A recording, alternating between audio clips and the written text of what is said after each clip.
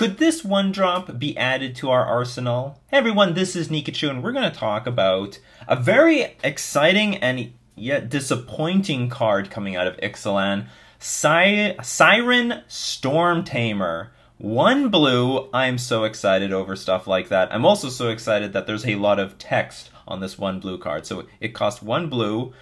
It's a Siren Pirate Wizard in Ixalan.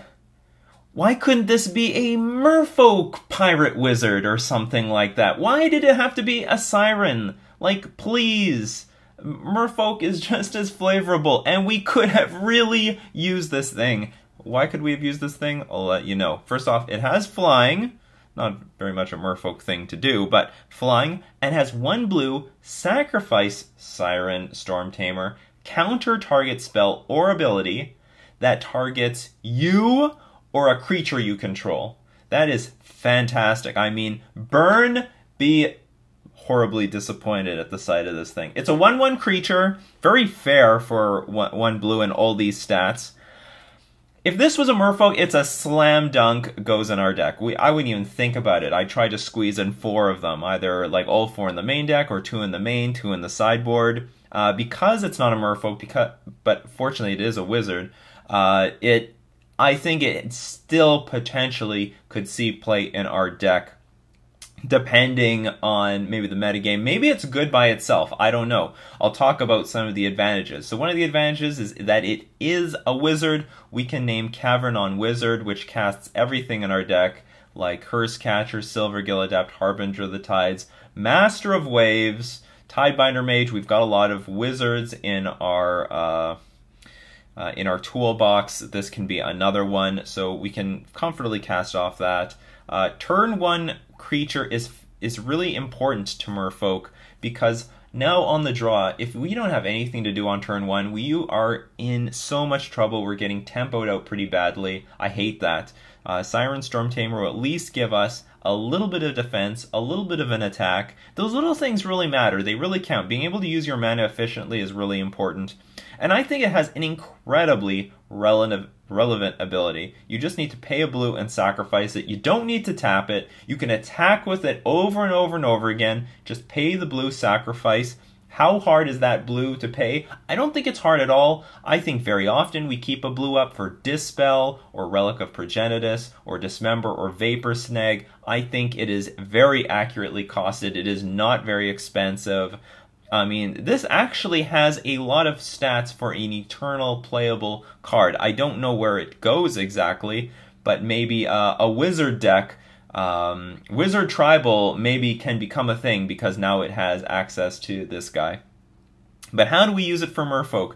Because it's not a Merfolk, but that's okay because we play with some non-Merfolk cards. We play with Kira, Great Glass Spinner. We play with Vendilion Click. And the thing I like about how this is that it's so mana efficient. Just one blue, and it flies, which is really relevant because it's going to help us against Affinity. We can block those Vault Scourges. We can block a Signal Pest. We can trade with Mebknight. If we need to, we trade with, we chump block Ornithopter. Everything but the Mebknight flies, so they've got tons of flyers in Affinity. We're going to be able to compete with that. I love that we can counter. So let's talk about like the countering spell. So it can counter spells and abilities that target you or a creature you control.